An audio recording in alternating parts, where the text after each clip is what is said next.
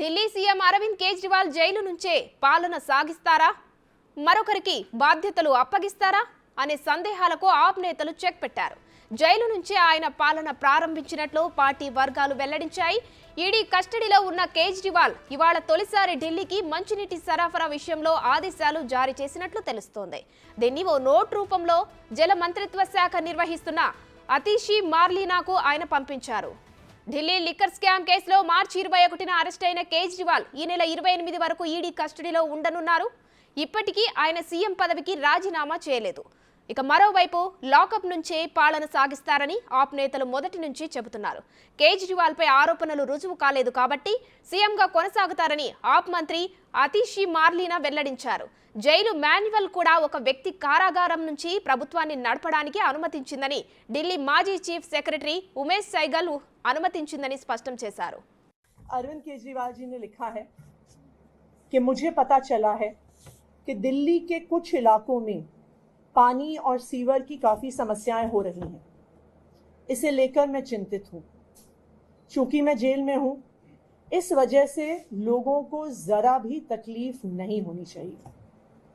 गर्मियाँ भी आ रही हैं। जहाँ पानी की कमी है वहाँ उचित संख्या में टैंकरों का इंतज़ाम कीजिए। मुख्य सचिव समेत अन्य अधिकारियों को उचित आदेश दीजिए ताकि जनता को किसी तरह की परेशानी ना हो। जनता की समस्याओं का तुरंत और समुचित समाधान होना चाहिए। ज़रूरत पड़ने पर उपराज्यपाल महोदय का भी सहयोग लें, वे भी आपकी ज़रूर मदद करेंगे। अरविंद केजरीवाल। आज भी गिरफ्तार होने के बाद भी अरविंद केजरीवाल जी सिर्फ दिल्ली वालों के बारे में सोच रहे हैं, दिल्ली वालों के कामों के बारे में सोच रहे हैं।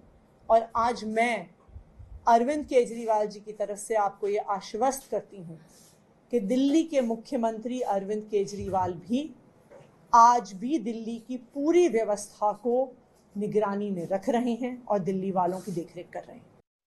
రైట్, ఇక ఢిల్లీ సీఎం అరవింద్ కేజ్రీవాల్ జైలు నుంచే పాలన కొనసాగిస్తున్నారు. దీనికి సంబంధించి ఢిల్లీ ప్రజల నీటి ఎద్దడికి సంబంధించి కూడా ఒక నోట్ రిలీజ్ చేశారు.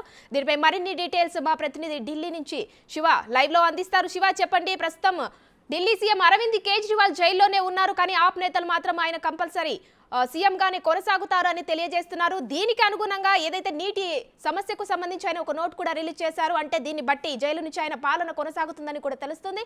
దీనిపై అప్డేట్స్ ఏంటి శివ? ఉమా, ఢిల్లీ లిక్కర్ స్కామ్లో ఆరోపణలు ఎదుర్కొంటున్న ఇద్దరు కీలకంగా వ్యవహరించిన అరవింద్ కేజ్రీవాల్, కవిత ఇద్దరు కూడా ఈడీ కస్టడీలో ఉన్నారు. ప్రజెంట్ ఈడీ కార్యాలయంలోనే ఉన్నారు. కొద్దిసేపటి క్రితమే ఈడీ కార్యాలయంలో విచారణ ప్రారంభమైంది. ఇద్దరు కూడా విడివిడిగా విచారించబోతున్నారు. ఈరోజు ఉదయం 10 గంటలకు ఇద్దరికి ఆర్ఎంఎల్ హాస్పిటల్ వైద్య బృందం ఇద్దరికి వైద్య పరీక్షలు నిర్వహించారు. పరీక్షలు నిర్వహించిన తర్వాత 11 గంటలకు ఈడీ అధికారులు ఇద్దరిని విచారిస్తున్నారు. అంటే విడివిడిగా ముందు విచారిస్తున్నారు. తర్వాత వారు ఇచ్చిన స్టేట్మెంట్ ఆధారంగా తదుపరి ఈ రోజు లేదా రేపు ఇద్దరిని ఒక దగ్గర కూర్చోబెట్టి వారు ముందుగా ఏదైతే స్టేట్మెంట్ ఇచ్చారు విడివిడిగా, ఆ స్టేట్మెంట్స్ను గతంలో ఇద్దరు మాట్లాడుకున్న కాల్ డేటా రికార్డ్స్, అలాగే వాట్సాప్ చాటింగ్ కానీ స్క్రీన్ షాట్స్, ఇవన్నీ కూడా వారు ముందు ఉంచి ఇద్దరిని విచారించే అవకాశం అయితే ప్రధానంగా కనిపిస్తోంది. మరోవైపు దీంట్లో గతంలో ఎవరైతే ఇన్వాల్వ్ అయి ఉన్నారో వారందరూ కూడా అప్రూవర్గా మారారు. వారందరూ ఇచ్చిన వాంగ్మూలం ఆధారంగా కూడా వీరి ఇద్దరిని కూడా విచారించే అవకాశం కనిపిస్తుంది. అవసరమైతే అప్రూవర్గా మారిన వారందరినీ కూడా ఒక్కొక్కరిగా పిలిచి విచారించే అవకాశం అయితే ప్రధానంగా ఉంది. ముఖ్యంగా కవిత మేనల్లుడు శరణ్, అలాగే సమీర్ మహేంద్రు మధ్య ఆర్థిక లావాదేవీలకు సంబంధించి శరణ్ కూడా కీలకంగా వ్యవహరించారు అనేది ఈడీ అభియోగాలు నమోదు చేసింది. దానిలో భాగంగా ఇటు శరణ్ను సమీర్ మహేంద్రును ఇద్దరిని కూడా కలిపి విచారించే అవకాశం కనిపిస్తుంది. ఏదైతే గత నెల 15వ తేదీన ఈ నెల 15వ తేదీన కవితను విచారించిన సందర్భంలో వారి నివాసంలో 3 ఫోన్లు చేసి దాంట్లో కవిత మేనల్లుడు శరణ్ ఫోన్ కూడా ఉంది. కవిత మేనల్లుడు శరణ్ విచారణకు పిలిచినా కానీ విచారణకు హాజరు కాలేదు. 2 రోజులు విచారణకు పిలిచాం, 2 సార్లు విచారణకు గైర్హాజరయ్యారు. ఈ నేపథ్యంలోనే నిన్న హైదరాబాద్లో శరణ్ నివాసంలో సోదాలు నిర్వహించామనేది ఈడీ అధికారులు నిన్న రౌజోని కోర్టులో వాదనలు వినిపించారు. ఇక ప్రజెంట్ అయితే ఇద్దరి కస్టడీ కొనసాగుతోంది. ఇద్దరిని కూడా విచారించే అవకాశం కనిపిస్తోంది.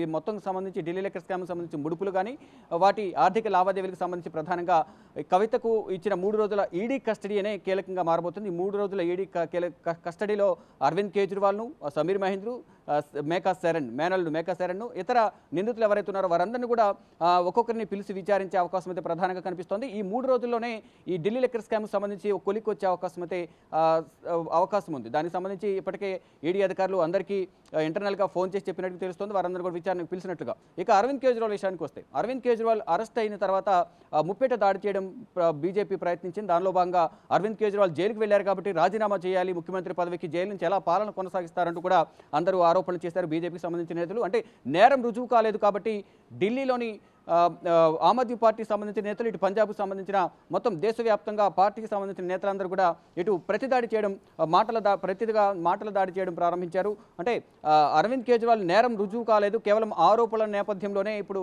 అరవింద్ కేజ్రీవాల్ను అరెస్ట్ చేసి ఈడీ కస్టడీకి తీసుకుంది కాబట్టి నేరం రుజువు కాలేదు కాబట్టి అప్పటి వరకు నిర్దోషిగానే ఉంటారు కాబట్టి అప్పటి వరకు కూడా ఈడీ కస్టడీ నుంచే ఈడీ కారాగారం నుంచే అరవింద్ కేజ్రీవాల్ పాలన కొనసాగిస్తారు.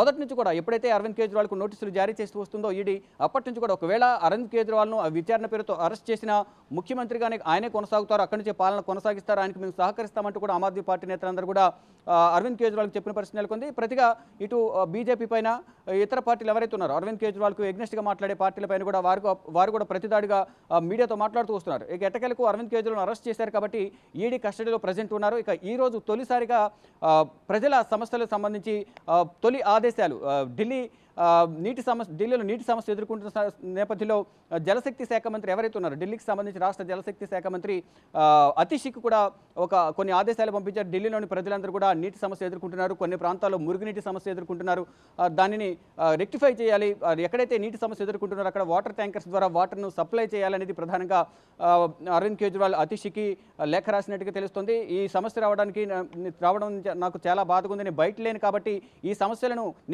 నేను బయట ఉన్నప్పుడు ఎలాగైతే ప్రజల సమస్యలను తీర్చారో అదేవిధంగా ఎవరికి ఎటువంటి ఇబ్బంది లేకుండా మీరు కూడా పాలన అదేవిధంగా కొనసాగించాలి అనేది అరవింద్ కేజ్రీవాల్ ఒక నోట్ను విడుదల చేశారంటూ కూడా అతీషి మీడియాతో మాట్లాడుతూ తెలిపారు. తను కూడా భావోద్వేగానికి గురైన పరిస్థితి కనిపిస్తోంది. అంటే అరవింద్ కేజ్రీవాల్ కూడా ఈడీ కస్టడీ నుంచి నాకు చాలా బాధగా ఉంది, ఈ సమస్యలు ఎదుర్కొనడం వల్ల ఈ సమస్యలను నేను ఉన్నా లేకపోయినా మీరు బయట నుంచి నేను ఇక్కడ నుంచి ఆదేశాలు ఇస్తూ ఉంటాను, మీకు గైడ్ చేస్తాను, మీరు ఆ సమస్యలను పరిష్కరించాలనేది అరవింద్ కేజ్రీవాల్ నోట్లో పేర్కొన్నట్టుగా తెలుస్తుంది. దానికి అనుగుణంగానే ఇటు ఆమ్ ఆద్మీ పార్టీ నేతలందరూ కూడా కలిసికట్టుగా పనిచేసేందుకు సిద్ధంగా ఉన్నారు. కానీ ఇటు బీజేపీకి సంబంధించిన నేతలు నేరం రుజువైనా కాకపోయినా అసలు సూత్రధారి అరవింద్ కేజ్రీవాల్ కాబట్టి ఈడీ కస్టడీకి వెళ్ళారు కాబట్టి అన్ని ఆధారాలనే త్వరలోనే తిహార్ జైలుకి వెళ్తారు.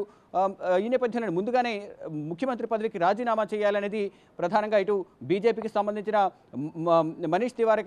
Manoj Tiwari BJP MP Delhi MP Manoj Tiwari కానీ ఇతర బీజేపీ నేతలందరూ కూడా ఆరోపిస్తూ వస్తున్నారు. ఇటు వారికి కౌంటర్గా ఆమ్ ఆద్మీ పార్టీ నేతలు కూడా కౌంటర్ ఇస్తున్నారు. నేరం రుజువు కాలేదు కాబట్టి అక్కడి నుంచి పాలన కొనసాగిస్తారంటూ కూడా ఆమ్ ఆద్మీ పార్టీ నేతలు చెప్తున్నారు. ప్రజెంట్ మనం ఈడీ కార్యాలయం వద్ద ఉన్నాం. ఇక్కడ అరవింద్ కేజ్రీవాల్, కవిత ప్రజెంట్ ఈడీ కార్యాలయంలో ఉన్నారు. ఈడీ విచారణ ప్రారంభమైంది. ఇద్దరిని కూడా విడివిడిగా ఈడీ అధికారులు కవితను అరవింద్ కేజ్రీవాల్ను విచారిస్తున్న పరిస్థితి కనిపిస్తోంది. ఇక ఇప్పటివరకు ఏదైతే ఆధారాలు సేకరించారో ఆ ఆధారాలపై ప్రధానంగా ఇద్దరిని కూడా ప్రశ్నించే అవకాశం కనిపిస్తోంది.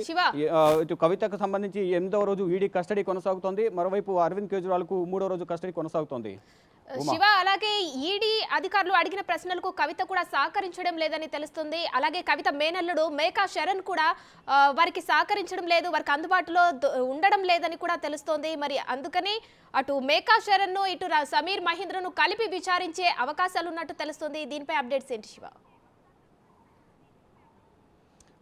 రైట్ ఉమా, ఇక ఈడీ కస్టడీలో 7 రోజుల ఈడీ కస్టడీలో కవిత గతంలో 7 రోజులు ఏదైతే కస్టడీకి తీసుకుందో ఆ కస్టడీలో 7 రోజుల కస్టడీలో కొంత సమాచారం సేకరించినప్పటికీ కూడా ఆ స్పష్టమైన సమాచారం అనేది కవిత నుంచి రాబట్టలేకపోతున్నాము, విచారణకు సహకరించడం లేదు, వారి కుటుంబ వ్యాపారాలకు సంబంధించిన డీటెయిల్స్ వివరాలు ఇవ్వాలని కోరాము కానీ ఆ డీటెయిల్స్ నాకు తెలియదని చెప్తున్నారు. మరోవైపు మేకా శరణ్ కవిత మేనల్లుడు కవిత శరణ్ కూడా మేకా శరణ్ కూడా ఈ ఆర్థిక లావాదేవీలకు సంబంధించి ఢిల్లీ లిక్కర్ స్కామ్కి సంబంధించి ఆర్థిక లావాదేవీల్లో ఎప్పుడైతే సమావేశమయ్యారో మాగుంట శ్రీనివాసరెడ్డి కానీ కవిత సమీర్ మహేంద్రు వీరు ముగ్గురు సమావేశమైన సందర్భంలో మేకా శరణ్ కూడా అటెండ్ అయ్యారు. అతను కూడా ఈ వ్యాపారంలో భాగస్వామ్యం కలిగి ఉన్నారు, ఆర్థిక లావాదేవీలకు సంబంధించి అతని దగ్గర కూడా ఆధారాలు ఉన్నాయి కాబట్టి అతను కూడా విచారించాల్సి ఉంది. ఈ నేపథ్యంలోనే 15వ తేదీన కవితను విచారించే సందర్భంలో ఫోన్లు సీజ్ చేశాము. వారి ముగ్గురిని కూడా సీజ్ చేసిన సందర్భంలో ఫోన్లు సీజ్ చేసిన నేపథ్యంలో వారి ముగ్గురిని విచారణకు పిలిచాం. కానీ ఇద్దరు మాత్రమే, పిఆర్ఓ రాజేష్ కానీ రోహిత్ రావు ఇద్దరు మాత్రమే హాజరయ్యారు. మేకా శరణ్ మాత్రం విచారణకు హాజరు కాలేదు. మొదటి రోజు పిలిచాం రాలేదు, రెండో రోజు కూడా పిలిచాం రాలేదు. ఈ నేపథ్యంలోనే శనివారం అంటే నిన్న హైదరాబాద్లోని ఈ శరణ్ నివాసంలో సోదాలు నిర్వహించాము, కొన్ని డాక్యుమెంట్స్ స్వాధీనం చేసుకున్నాం అనేది ఈడీ అధికారులు నిన్న ఈడీ తరఫున న్యాయవాదులు వాదనలు వినిపించే సందర్భంలో రౌజనీ కోర్టులో తమ వాదనలు వినిపించిన నేపథ్యంలో ఇటు సమీర్ మహేంద్రను కస్టడీలోకి తీసుకునేందుకు అప్లికేషన్ కూడా న్యాయమూర్తి కావేరీ బవేజ ముందు అప్లికేషన్ మెన్షన్ చేసిన నేపథ్యంలో దానికి సంబంధించి పర్మిషన్ కూడా ఈ రోజు రేపట్లో రాబోతుంది.